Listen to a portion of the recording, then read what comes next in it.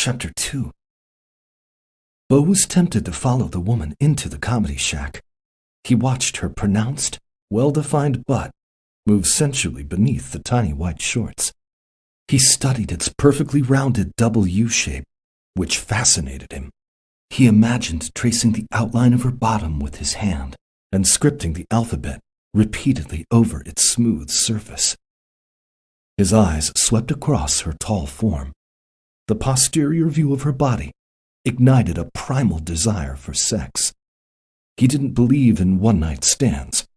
He didn't practice unsafe sex, but he wanted her. The thought startled him. How could he be so aroused by this woman after only uttering a few suggestive words?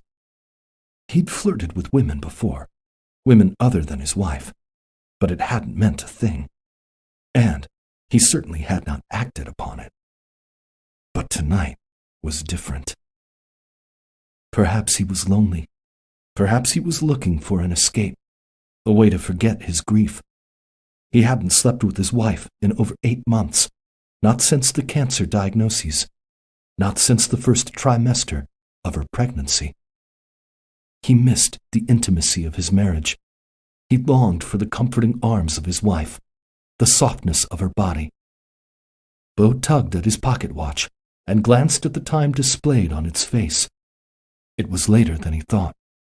Tucking the timepiece back into his trousers, the single father walked the distance to his parked car, with thoughts of the attractive stranger in his head. Who was she? Beau recalled her revealing words. She was a widow. How long ago had her husband died? Could it have been recent? Her words haunted and enticed him. He was the first man to have spoken seductively to her since her spouse had passed. Was she also lonely? Did she desire intimacy as well? Beau groaned in frustration. How could he even consider having sex with another woman so soon after Georgiana's death? It was unforgivable. He was still in mourning. Her funeral was only weeks ago. What kind of a man craved sex in such a time of grief? How could he even think of it?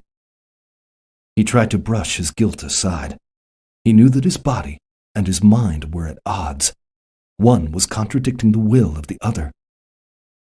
Beau wondered if the beautiful entertainer was lonesome. Did she miss the security of marriage? Did she long for the pleasure of red-hot sex? He did. The widower wondered whether she was still in mourning. When was the last time she'd had an orgasm?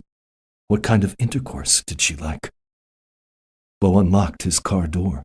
He slid inside the white Buick Cascada and thought of all the things he'd like to do to the young woman he'd just met.